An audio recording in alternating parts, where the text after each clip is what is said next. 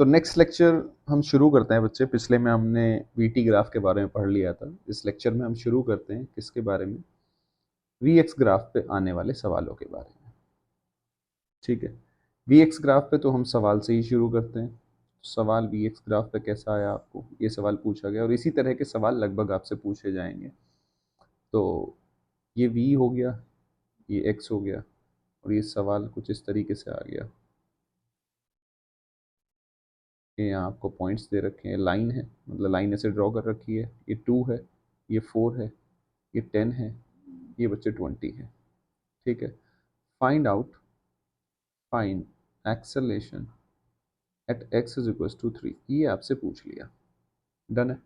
अगर ये आपसे पूछ लिया तो अब मैं कैसे करूँगा, मेरे दिमाग में क्या चीज़ आएगी। मेरे को दो चीज़ें पता है जब मैं इसके सॉल्यूशन के बारे में बात करता हूँ। एक तो एक्सेलेरेशन मुझे तुरंत याद आता है d v by d t. एक एक्सेलेरेशन बच्चे मुझे एकदम से याद आता है कि एक्सेलेरेशन को क्या लिखा लिखा जा सकता है, v d v by d x. एक एक्स की टर्म में भी मैं इसको कन्वर्ट कर सकता हूँ। ठीक है, तो अगर ये वाली बात है तो वी एक्स, अगर वी और एक्स का ग्राफ है तो सीधी सी बात है यही इक्वेशन का, इस वाली चीज़ का ज़्यादा महत्व है, इसकी इंपॉर्टेंस बढ़ जाती है। तो अगर मुझे v का function in term of x में लिख लूँ, v और x के बीच में जो लाइन है, इस लाइन की इक्वेशन लिख ली जाए तो मैं इजीली फिर आराम से निकाल सकता हूँ x इज इक्वल टू 3 पे कितना एक्सेलेरेशन होगा। तो सबसे पहले इस लाइन की इक्वेशन लिखनी मुझे आनी चाहिए। अब मेरे मास्टर ने मुझे लाइन की इक्वेशन लिखनी सिखाई हुई है कि y is equal to, master की बातें याद आती हैं, y is equal to m x plus C.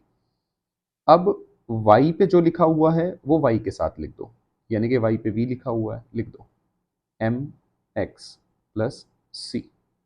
M क्या होता है, स्लोप। तो ये लाइन है, इस लाइन का स्लोप आपको क्या दिख रहा है, ये एक्यूट एंगल बना रहा है, पॉजिटिव। यानी कि अगर मैं स्लोप की बात करूं तो m is equal to ten theta, यानी कि क्या गया, पॉजिटिव। और निकालने के लिए सबसे बेस्ट तरीके क्या है, इस लाइन का स्लोप, ये परपेंडिकुलर, ये थीटा ही तो निकालना है, परपेंडिकुलर अपॉन बेस। ये कितना, बेस कितना आया 2, ये कितना है 20 में से 10 घटा दो तो ये 10 आया। भाई यहाँ से यहाँ तक, यहाँ से यहाँ तक कितना है 20 है, यहाँ से यहाँ तक कितना है 10 है, तो माइनस करोगे तभी तो ये आएगा। ठीक है, तो ये m इज इक्वल टू कितना हो गया बच्चे, 10/2, कितना आ गया 5। दूसरी चीज, तो ये एक एक स्टेप करते रहो ताकि आपको समझ में आए। 5x plus c. अब मुझे अगर c पता चल जाए तो मुझे लाइन की इक्वेशन पता चल जाएगी। आप रखो x इज इक्वल टू 2, यहाँ देखो x इज इक्वल टू जब 2 है तो वेलोसिटी कितनी है 10, पुट करो यहाँ पे, 10 will be equals to 5 into 2 plus c. C कितना है 0, यानी कि तुम्हारी इक्वेशन क्या आई, v is equals to 5x। अब जैसे ही तुम्हें ये पता चला तो एक्सेलेरेशन क्या आ गया, v 5x into D by d x of v। v कितना है 5x, तो ये कितना हो जाएगा, 5 कांस्टेंट को बाहर ले लोगे तो 5x इंटू 5 इंटू एक्स का कितना हो जाएगा, डिफरेंशिएशन 1, यानी कि आ गया 25x। कहाँ पूछा है आपसे acceleration, acceleration x is equal to 3 पे पूछा है, यानी कि 25 into 3 will be equal to 75 metre per second square. I hope कि आपको ये बात समझ में आई होगी कि कैसे कैसे ये इक्वेशन ये बनानी बड़ी इंपॉर्टेंट है, यहाँ बच्चे बहुत ज़्यादा फंसते हैं। ठीक है, अब हम कौन से, ये इस पे आगे कन्वर्जन में भी सवाल आएगा तो तब भी हम अच्छे से बात करेंगे। ठीक है, ये एक ही तरह का सवाल यहाँ घूमता फिरता रहेगा आपको, मैं बस आपको वो यूज बताया कि कैसे क्या चीज़ें दिमाग में आनी चाहिए। अब हम अगले सवाल की बात करते हैं, ब्लैक पेन ले लेते हैं अपने, अगले सवाल की बात करते हैं। अब मैं थोड़ा सा एटी ग्राफ के बारे में बात कर लेता हूँ। एटी ग्राफ पे किस तरीके का सवाल और कैसे पूछा जाएगा आपसे। तो मेरे को तो बेसिक्स, मेरे को ये पता चलना चाहिए बस एटी का एरिया क्या दे रहा है, वो सारी बातें मुझे पता होनी चाहिए, बाकी मुझे कोई मतलब नहीं है। तो मुझे कुछ ये पता चल गया, ये एक्सेलेरेशन का ग्राफ कुछ इस तरीके से है, ये मुझे पता चल गया। ये लाइन्स आ गई 0, 2, ये 4 आ गया, ये 6 आ गया, ये एक्सेलेरेशन की वैल्यू आपको गिवन है, ये सब ग्राफ में गिवन है 20, ये सब आपको ग्राफ में गिवन है -20। ये सवाल ऐसे गिवन है, आपको बताना है। और आपको क्या दे दिया इसने कि इनिशियल जो वेलोसिटी है वो है 10 मीटर पर सेकेंड। आपको बताना है find out velocity, find out velocity at t is equal to 6 second. Done है। तो इसका जो एरिया होगा, इसका जो एरिया होगा, आप ध्यान से आप लिखो, कभी भी आप भूल जाओ ना तो आप छोटी छोटी बातें लिखो। छोटी छोटी बातें लिखोगे तो आपको पता चलेगा बच्चे। कैसे? कि एक्सेलेरेशन क्या होता है, dv बाई dt। तो vt का जो स्लोप होगा वो एक्सेलेरेशन देता है। ठीक है, तो यानी कि a dt अगर मैं लिख दूं तो ये क्या बन जाएगा, dv। यानी कि a और t का अगर मैं इसे इंटीग्रेट, इसका एरिया ऑफ at ग्राफ, तो इंटीग्रेशन का मतलब फिजिकल मीनिंग तो ये बनता है ना, एरिया अंडर द कर्व, वो आपको देगा चेंज इन वेलोसिटी। कई बच्चे क्या होते हैं, वेलोसिटी देता है, वेलोसिटी नहीं देता भाई, चेंज इन वेलोसिटी देता है। तो मैं लिख सकता हूं delta v will be equals to area of a t graph. ये छोटी सी तो बात याद रखनी है। अब ये एटी है तो इसका एरिया, अब एरिया सर दिमाग में आता है सर इसको जोड़े या घटा, अरे भाई जोड़ते बस डिस्टेंस वाले में है और किसी में नहीं जोड़ना, और वो भी वीटी ग्राफ वाले में ही जोड़ते हैं हम जब डिस्टेंस की बात करते हैं। यहाँ ये नीचे माइनस है, ये एरिया पॉजिटिव है, ये एरिया क्या है, पॉजिटिव, और ये एरिया क्या है, नेगेटिव। आप टोटल एरिया निकालो, तो ऊपर वाला एरिया जो पॉजिटिव एरिया है, अगर मैं इसको लिखूं तो ये मैं A1 लिख लेता हूँ, इसको A1, ये लिख लेता हूँ A2।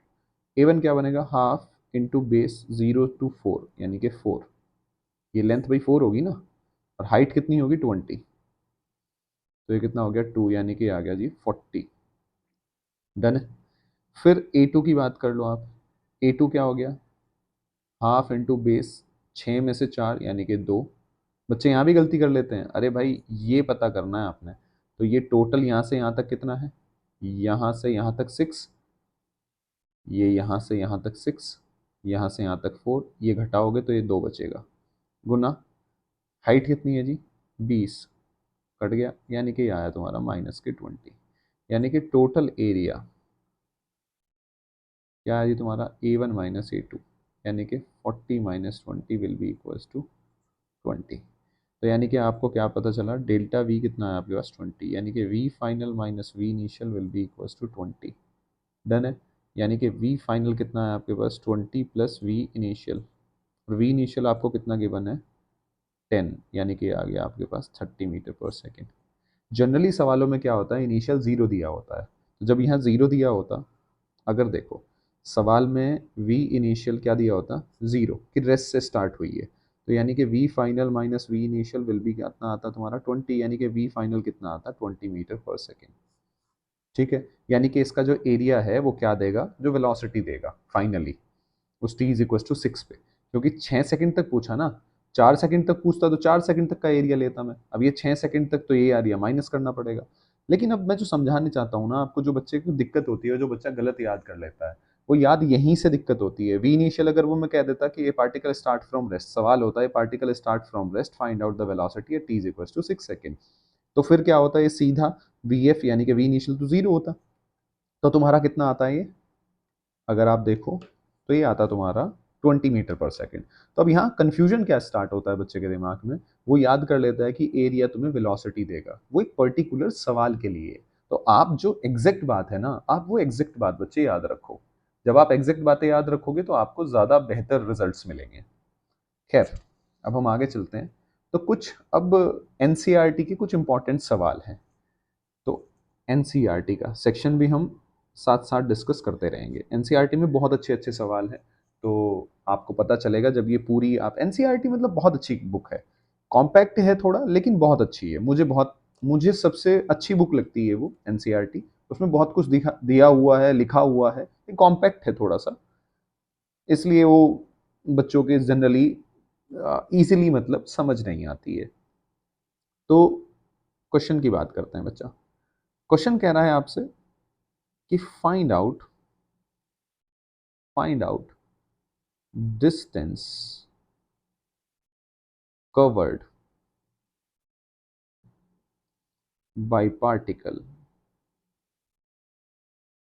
In t is equals to 2 to t is equals to 6 second. और सवाल कुछ इस तरीके से दे दिया आपको, अब आपको मजा आएगा। देखो एनसीईआरटी ने थोड़ा सा कॉम्प्लिकेटेड करा सवाल, ज़्यादा नहीं, थोड़ा सा। स्पीड दे दिया, स्पीड का और टाइम का ग्राफ दे दिया, उससे हमें कोई दिक्कत नहीं है, स्पीड टाइम का दो या किसी का भी दो, लेकिन ग्राफ दे दिया आपको कुछ इस तरीके का, बेसिक ग्राफ है, आप अभी तक करते आए हो। अब स्पीड टाइम का ग्राफ है तो इसका एरिया क्या देगा, सीधी सी बात है, डिस्टेंस देगा। क्या देगा, डिस्टेंस देगा। अभी आप देखते रहो, मज़ा आएगा आपको। आप कहोगे अरे सर इसने तो कहानी बदल दी। तो ये कितना हो गया, 5, ये 0, ये 10, और ये हो गया स्पीड तुम्हारी, यहाँ दे रखी है इसने 12। सवाल को मुश्किल कैसे करा इसने, मुश्किल कैसे बना सवाल, सर मुश्किल क्यों हो गया, एरिया ही तो निकालना है। अब ये बच्चे के लिए मुश्किल ऐसे बनेगा, देखो मुश्किल ऐसे बनेगा कि उसने आपसे यहाँ से यहाँ तक पूछा, तो मुझे जो एरिया निकालना पड़ेगा ना, वो ये निकालना पड़ेगा, ये t इज इक्व टू 2 और ये t इज इक्व टू 6। अब ये थोड़ा सा मुश्किल बन गया, ये निकालना पड़ेगा, यानी कि मुझे ये भी पता होना चाहिए तभी मैं निकाल पाऊंगा। यानी कि ये v1 और इसको मैं अगर v2 मान लूँ, यानी कि t इज इक्व टू 6 पे भी वेलोसिटी पता होनी चाहिए। मुझे कौन सा, ये एरिया, ये बीच वाला एरिया निकालना है, ये एरिया निकालना है मुझे। ठीक है। अब तक क्या मैं टोटल एरिया निकाल रहा था 0 से 10 सेकेंड, या 0 से 5, या 5 से 10, तो बहुत आसान है। अब बच्चा जो फंसता है ना, वो यहाँ फंसता है, अब थोड़ा सा उसको मैथ्स करना पड़ेगा। ठीक है, और नीट का बच्चा मैथ्स से ही घबराता है, ऑल्दो मेंस वाला बच्चा भी दिक्कत ही करता है, ऐसी बात नहीं है कि वो कुछ ज़्यादा स्पेशल है या वगैरह वगैरह, बच्चे बच्चे ही होते हैं। तो कोई बात नहीं, अब मुझे तो बेसिक बेसिक बातें याद रखनी है। अगर मुझे v1, तो मुझे एक बात पता है कि ये स्पीड टाइम पड़े ही हो, लेकिन ये स्पीड टाइम जो ग्राफ है, स्पीड क्या होती है बेसिकली, स्पीड होती है तुम्हारी वेलोसिटी का मैग्नीट्यूड। ठीक है, ये यहाँ से तुम्हें क्या पता चल रहा है कि स्पीड तुम्हारी लीनियरली इंक्रीज हो रही है। लीनियरली इंक्रीज होने का मतलब है कि एक्सेलरेट कर रहा है। ठीक है, और एक्सेलरेशन जो है वो तुम्हें पता चल ही जाएगा यहाँ से, अरे पता चल जाएगा, नहीं चल जाएगा। अब आप ध्यान से मुझे एक बात बताओ, नॉर्मल सी, क्या आप इस लाइन की इक्वेशन लिख सकते हैं या नहीं लिख सकते हैं, इस लाइन की इक्वेशन, और फिर t इज इक्वल टू 2 पे मैं निकाल लूँ। अगर मैं इस लाइन की इक्वेशन लिखूँ एक बार के लिए, तो इस लाइन की इक्वेशन क्या हो जाएगी, पहले मैं ये ओ ए ऐसे डिवाइड कर लेता हूँ, तो 4OA लिखो आप, 4OA। क्या लाइन की इक्वेशन, जो बेसिक है वो याद करना है, इसीलिए मैं हमेशा जोर देता हूँ कि आप है ना ज़्यादा सवालों पवालों पे नहीं करना। मुझे बस ये v1 v2 निकल जाए तो मेरा काम हो जाए। मैं क्या करने वाला हूँ, मेरे दिमाग में क्या आया, मेरे दिमाग में कुछ बात आ रही है कि अगर मैं टोटल एरिया, तो टोटल एरिया निकालना आसान है, टोटल एरिया में से अगर मैं ये वाला और ये वाला एरिया माइनस कर दूं तो अंदर वाला एरिया आ जाएगा, नहीं आ जाएगा, तो मैं ये अप्रोच लेना चाहता हूँ। अब उसके लिए मुझे v1 और v2 पता होने चाहिए। तो पहले OA के लिए लिखो इक्वेशन, ये स्पीड हो गया तुम्हारा, जो भी है स्पीड, इसको मैं s से डिनोट कर लेता हूँ। तो y पे s लिखा हुआ है, s लिख दो। यहाँ पे x पे t लिखा हुआ है, यही तो लिखना सिखाया था ऐसे, t प्लस सी। डन है।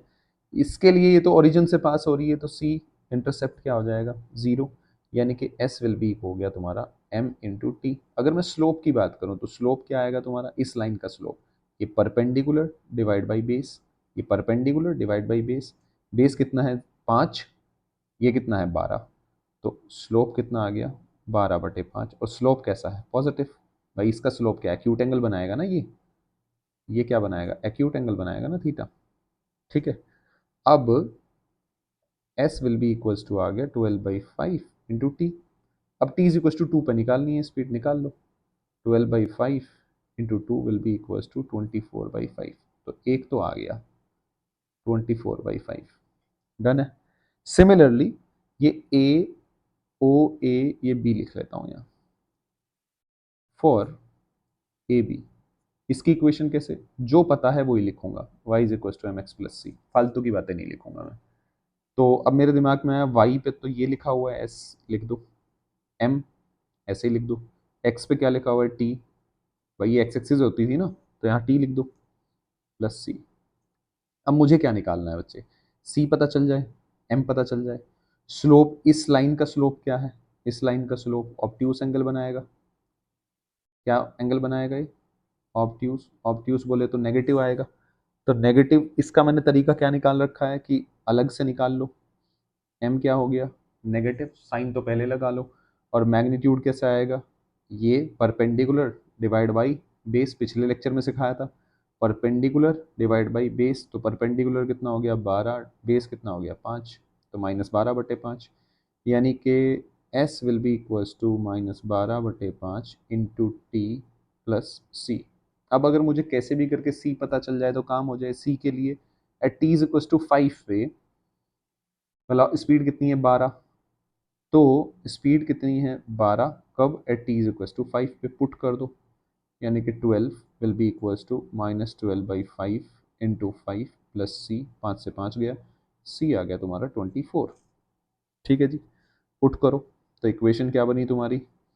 ये तो मैं बहुत आराम से समझा रहा हूँ, जबकि ये बहुत फास्ट कर देते हैं बच्चे, पर ये आपको एक एक बात में इसलिए समझा रहा हूँ ताकि आप लेक्चर देखने आए हैं। ये लेक्चर मैं 11वीं के बच्चे के लिए, या जो 12th के बाद नीट का बच्चा जो गांव से आया है, ये लेक्चर मैं उस बच्चे के लिए डिज़ाइन कर रहा हूँ कि गांव में बैठा हुआ बच्चे को भी हर बात का पता चले, धीरे धीरे धीरे। कोई जल्दबाजी नहीं है भाई, आपसे कोई नहीं पूछने वाला जब आप उस 3 घंटे के पेपर में बैठेंगे कि आपने कितना पढ़ा, कितनी प्रैक्टिस करी, आप किस जाति से हैं, किस धर्म से हैं, आप कहाँ से आते हैं। वो बस आपसे ये कहेगा पेपर कि भैया ये सवाल हैं, 4 ऑप्शन हैं, तू लगा दे। तू सही लगाएगा तो कॉलेज चला जाएगा, नहीं तो भैया टाटा बाय बाय, सीधी सी बात है। तो ये एस इज इक्वल टू क्या हो जाएगा तुम्हारे पास, -12/5 टी प्लस बच्चे 24। टी इज इक्वल टू 6 पे निकालना है ना स्पीड, तो टी की जगह 12/5 इंटू 6 प्लस 24, तो ये कितना हो गया 12×6 = 72 -72 प्लस 24×5 कितना हो जाएगा 120 डिवाइड बाई 5।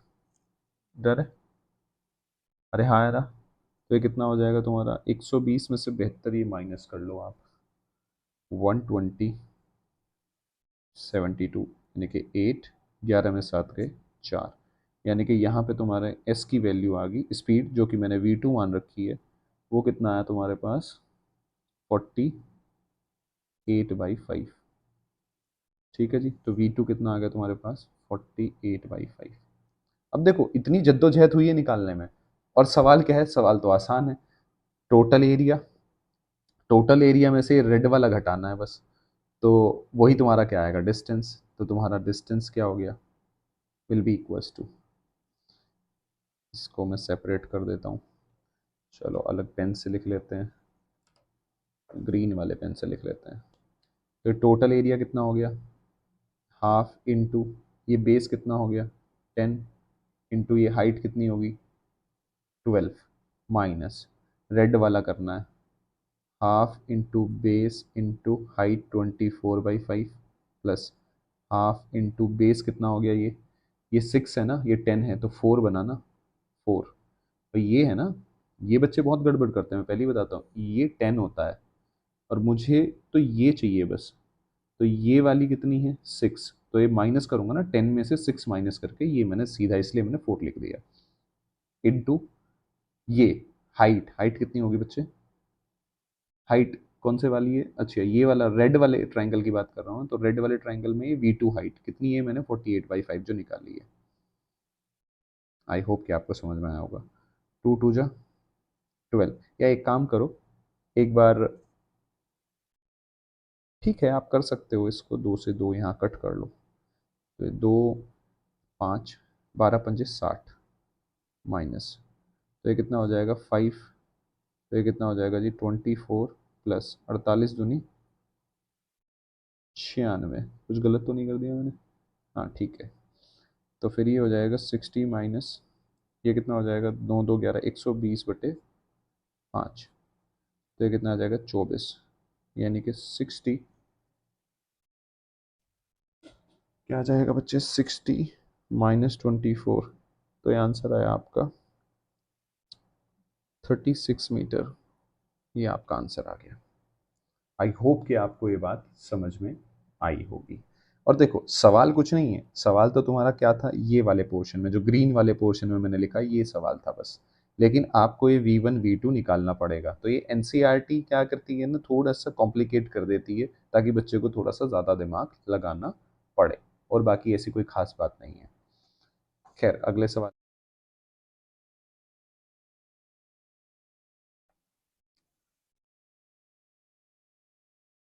अगला सवाल कुछ इस तरीके से है कि ये कहता है पोजीशन टाइम ग्राफ है।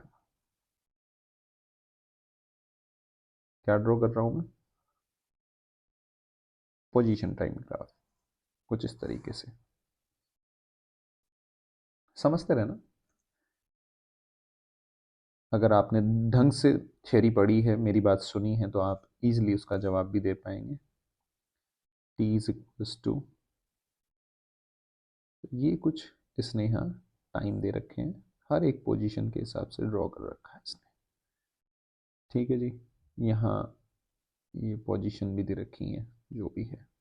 ये एक्स इज इक्वल्स टू, ये 6 मान लो, ये 4 मान लो, ये टाइम हो गया तुम्हारा।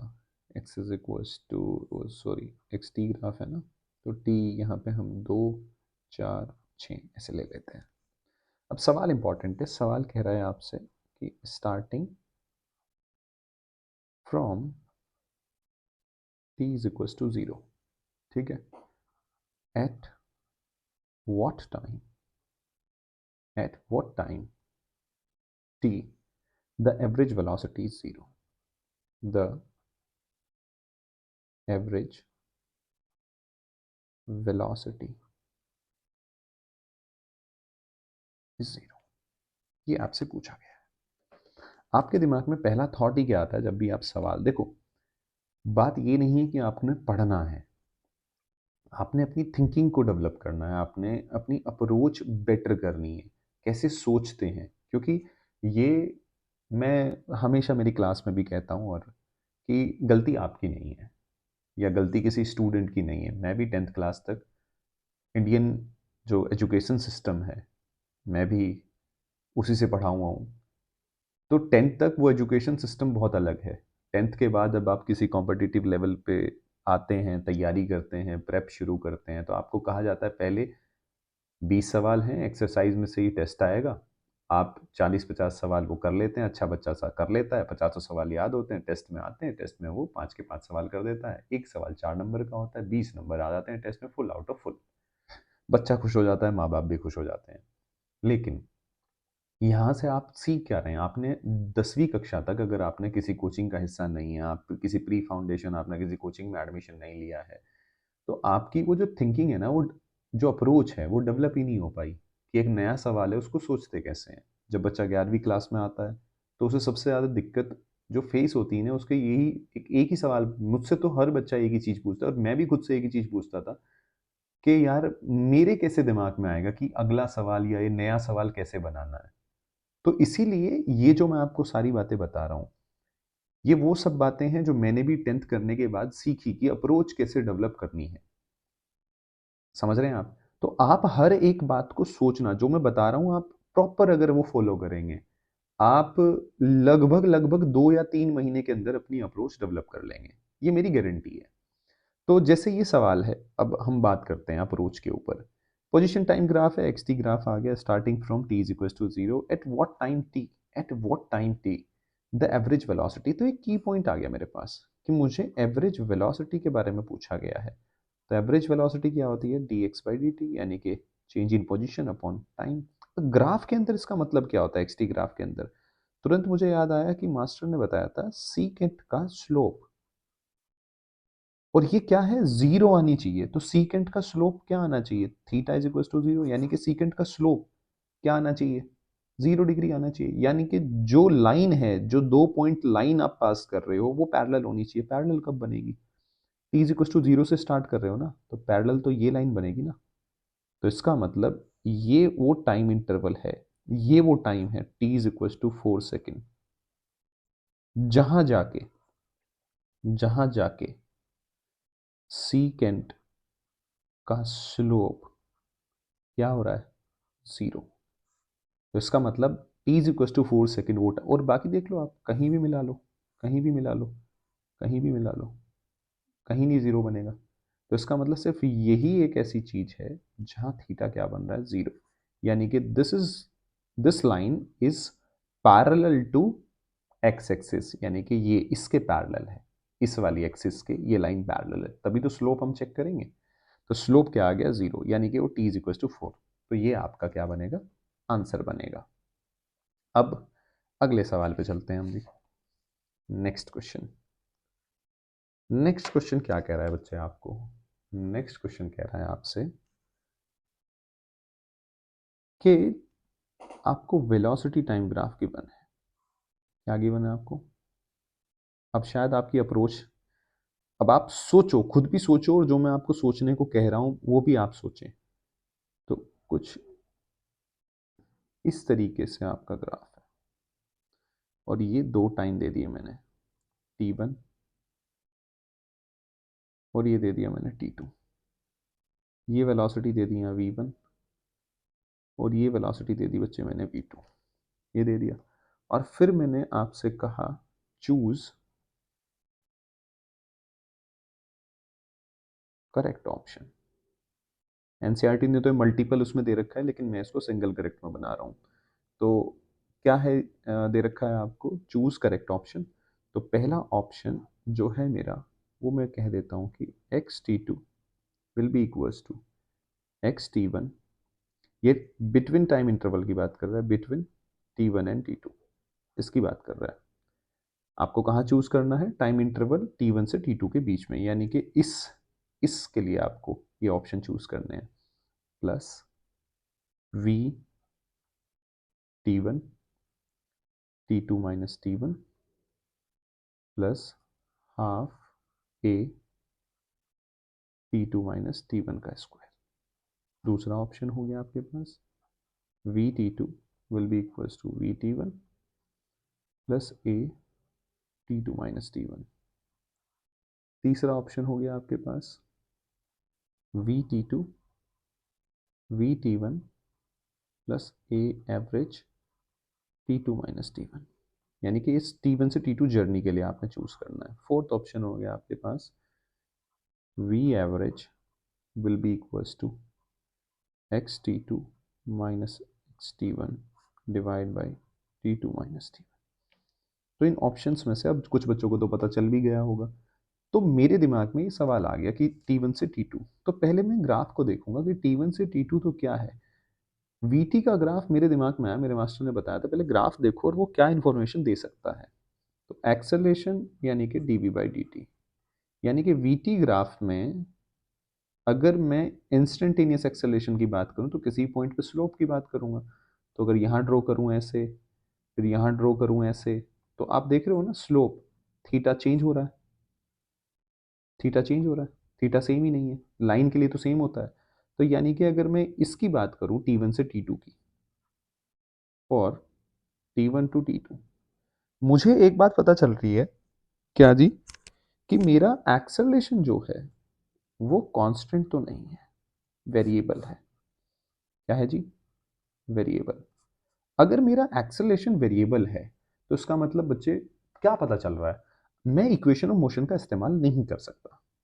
किसका इस्तेमाल नहीं कर सकता मैं? Equation of motion. क्योंकि इक्वेशन ऑफ मोशन कब इस्तेमाल होती है? कब? जब एक्सेलरेशन कांस्टेंट हो। अब हम ऑप्शन पढ़ते हैं। ये तो किस सीधा सीधा क्या दे दिया, इक्वेशन ऑफ मोशन लगा दी t1 से t2, इम्पॉसिबल है। ये भी वही लगा रखी है। अब इसने क्या, यहाँ कुछ बच्चे कंफ्यूज होते हैं, ए एवरेज, अरे भाई एवरेज थोड़ी ना होता है, v a t, v is equal to u plus a t, ये ए कांस्टेंट होता है, यहाँ एवरेज नहीं होता। अगर आप याद करें तो जो आप डिफाइन करते हैं तब कब लेके आते हैं? जब ये कांस्टेंट होता है तभी आप, तो ये कांस्टेंट नहीं है। अब बात करते हैं वी एवरेज। वी एवरेज निकालने का तरीका क्या है? सीकेंट का स्लोप। किसका स्लोप? सीकेंट का स्लोप। तो सीकेंट का स्लोप सीधी सी बात है, या फिर चेंज इन पोजिशन वेक्टर, तो वो क्या करोगे आप? x2 minus x1।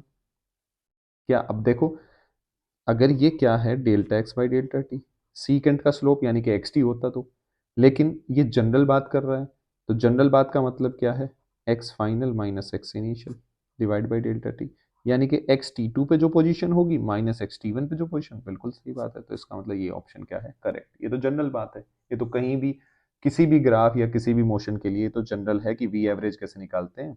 Average velocity final minus initial position vector divide by total time taken.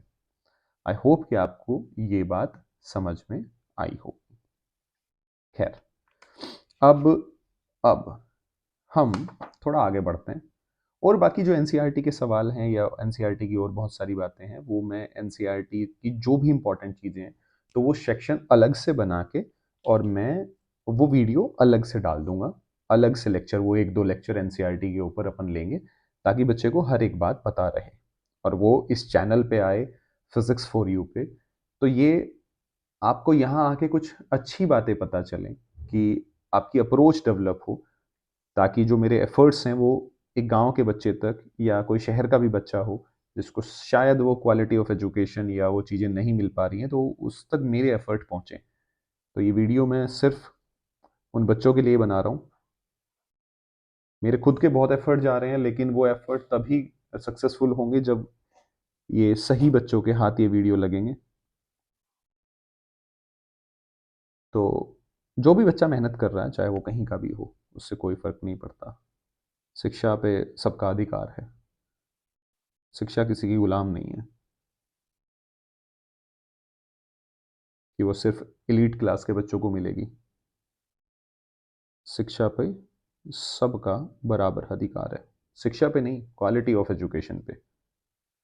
खैर, अपन ये बात कर रहे हैं और अपन ने क्या कहा बच्चे, ये एस टी ग्राफ बनाया मैंने दो बॉडी के लिए, ये ए के लिए बनाया और ये किसके लिए बनाया मैंने, बी।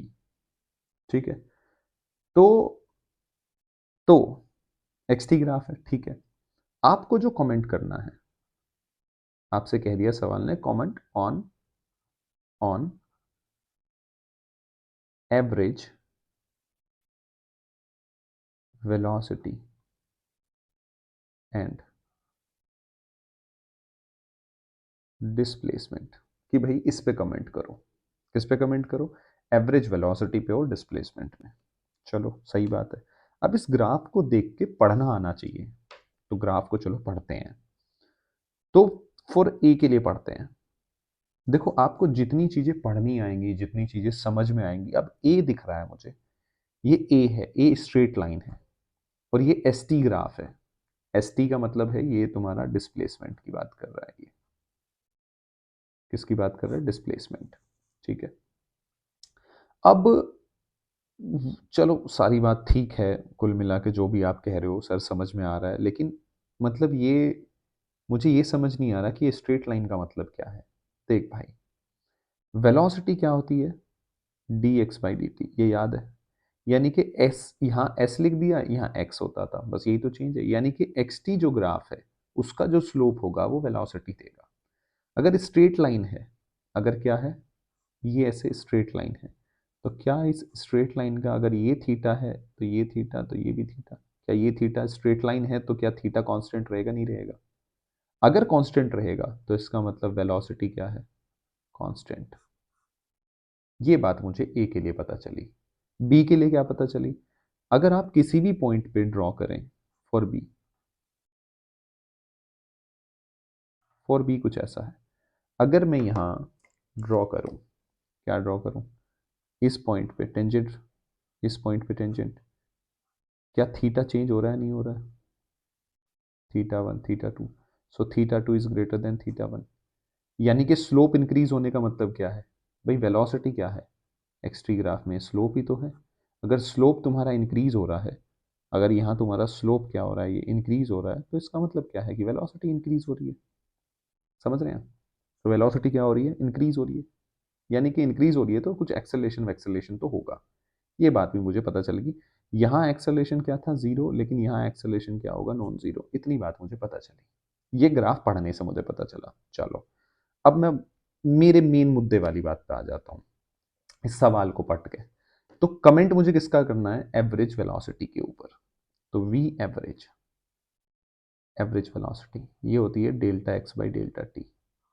एवरेज वेलोसिटी यानी कि अगर एक्स टी ग्राफ है, जो कि एक्स टी यानी कि डिस्प्लेसमेंट और टाइम का, पोजीशन टाइम बोल लो, डिस्प्लेसमेंट टाइम बोल लो, एक ही बात है, जो सीकेंट का स्लोप होगा वो मुझे क्या देगा, एवरेज वैल्यू देगा।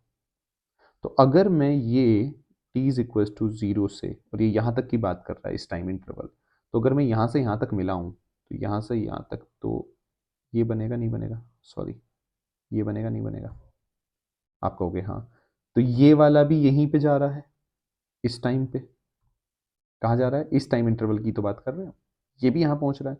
ए और बी के लिए क्या सेम सीकेंट बनेगा, नहीं बनेगा, क्योंकि ये कनेक्ट हो रहे हैं ना यहाँ इस पॉइंट पे।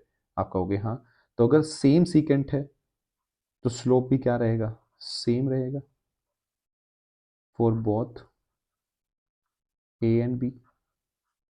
अरे रहेगा नहीं रहेगा, अगर दोनों के लिए स्लोप सेम रहेगा, अगर दोनों के लिए स्लोप सेम रहेगा तो इसका मतलब ये जो एवरेज वेलोसिटी की वैल्यू होगी वो क्या होगी, same for both A and B. आप कहेंगे हाँ सर। अब डिस्प्लेसमेंट की बात कर लेते हैं। भाई डिस्प्लेसमेंट तो इस टाइम इंटरवल में ये ऐसे और ये ऐसे, लेकिन फाइनल अगर आप कोऑर्डिनेट देखें टी इज इक्वल्स टू ये कुछ भी टी डैश टाइम है, तो इस टाइम पे पोजीशन वेक्टर कहाँ है, यहाँ, और दोनों का पोजीशन वेक्टर सेम है, तो इनिशियल और फाइनल सेम है, तो डिस्प्लेसमेंट भी क्या होगा, सेम। तो इसका मतलब डिस्प्लेसमेंट भी क्या होगा बच्चे, same for both A and B. तो जो ये दिखने वाला थोड़ा सा अजीब सा सवाल है ना, सवाल बड़ा आसान है। ठीक है, तो मैंने पूरा बता दिया। अब कोई बच्चा देखेगा तो वो सीधा क्या करेगा, ये इतना बड़ा सवाल है ही नहीं, है तो मैंने समझाया है आपको एक एक बात की क्या आना चाहिए दिमाग में, क्या सोचना चाहिए। जब आपको ये सारी बातें आने लग जाएंगी ना, आप इसका आंसर पता कैसे दोगे, मैं आपको हल्की सी झलकी देता हूँ। Comment on the average, average velocity x t graph है, एवरेज वेलोसिटी सीकेंट का स्लोप, कहाँ से कहाँ तक, यहाँ से यहाँ तक सीकेंट का स्लोप, ये तो दोनों के लिए सेम बन रहा है, सेम होगा, ऑप्शन टिक करोगे और आगे निकल जाओगे। तो आप ये इतना कुछ लिखने ही नहीं वाले, ये तो मैं आपको बस समझाने के लिए ये सारी बातें आपको सिखाई हैं, ताकि आपको वो हर बात का पता चले कि भाई हर चीज का मतलब क्या है। ठीक है, तो अब हम अब हम बात को आगे बढ़ाते हैं। आगे बढ़ाते हैं तो जी, अब ग्राफ का जो इस्तेमाल होता है ना, अब दो चीजें बची ग्राफ वाले सेक्शन में। आपका एक बचा कन्वर्जन, क्या बचा बच्चे, कन्वर्जन। कन्वर्जन मतलब ए टी से वी टी में, वी टी से ए टी में, एक्स टी से वी टी में, ऐसे कन्वर्जन, कन्वर्जन करना ग्राफ का। एक तो ये बचा, और दूसरा जो सेक्शन बचा आपका, वो बचा कि ग्राफ का यूज करके, ग्राफ का use in solving problem, in solving problem, ये दो सेक्शन हम बात करेंगे। तो हम जो स्टार्ट करेंगे, वो पहले मैं इस सेक्शन के बारे में बात करूंगा, कन्वर्जन की बात सबसे लास्ट में करूंगा, उसके बाद मोशन अंडर ग्रेविटी हम शुरू करेंगे। तो हम ये बात कल की क्लास में शुरू करते हैं। कल हम इस सेक्शन के बारे में डिटेल में बात करेंगे, तो ये बड़ा सेक्शन बैठेगा। सवालों के टर्निंग पॉइंट का भी इसमें सवाल आएगा। टर्निंग पॉइंट का सवाल हम ग्राफ से बहुत आसानी से बना सकते हैं। तो जो आपको भारी भरकम सा सवाल लग रहा था, हम दोनों अप्रोच की बात करेंगे, ट्रेडिशनल अप्रोच, लेकिन ग्राफ वाली अप्रोच थोड़ा सा स्मूथ और आसान पड़ेगी। तो नेक्स्ट लेक्चर जब आप स्टार्ट कर रहे होंगे, तो आपको ग्राफ के बारे में, प्रॉब्लम कैसे, हम ग्राफ का कैसे इस्तेमाल करते हैं, ग्राफ को कैसे यूज कर सकते हैं इन सॉल्विंग प्रॉब्लम्स, तो वो आपको समझ में आएगा। लास्ट में फिर हम कन्वर्जन के बारे में बात करें, फिर मोशन अंडर ग्रेविटी, फिर सो ऑन, जो भी हम सारी बातें करेंगे। ठीक है, मिलते हैं तो नेक्स्ट लेक्चर में, मतलब कल मिलेंगे हम। नेक्स्ट लेक्चर ही है, कल वल तो क्या ही है, रिकॉर्ड करने हैं मैंने तो सारे लेक्चर्स। तो हम नेक्स्ट लेक्चर में मिलेंगे। Good bye.